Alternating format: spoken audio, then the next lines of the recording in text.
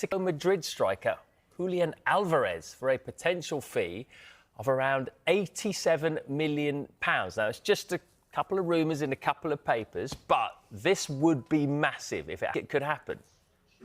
I have a feeling Atletico... Yeah, it's going to be a case of we're going to have games where it's going to be back and forth at least to at least we get to maybe March or April. So it's just a case of how we respond in most of these games. It's a case of... might cash out. They're at least going to consider it, I think, because there's been a little bit of an uneasy relationship between Alvarez entourage and the club for a while. There are people around him who think that he shouldn't have signed for Atletico because maybe they're not quite an elite club. They're maybe an A- club with pretensions to being an elite club, despite the stadiums, despite the window was the...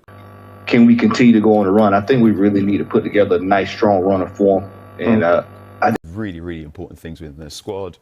You took a player like McAllister, who had hernia surgery in the summer, and it took some time for him to get back up to full speed as well. I think he's... the last couple of years recently, that's what prompted City to sell him in the first place. And now, I think they're looking at him. They were looking at building that team around him once Griezmann in the summer. But they're looking at it and they're thinking, you know what, we're not getting that consistency out of him. And maybe that's just a knock-on, like Lautaro Martinez, from playing so much football. But maybe they're thinking, just like City thought, maybe we make it someone else's problem. Because if his entourage aren't completely bought in, and you know... I just think it's going to be back and forth for a while.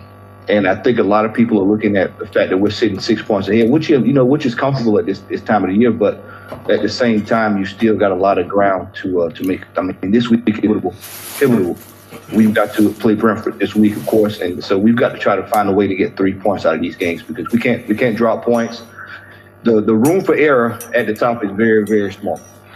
Matthew, you were doing that just before. You haven't been able to do that too often up until recently, but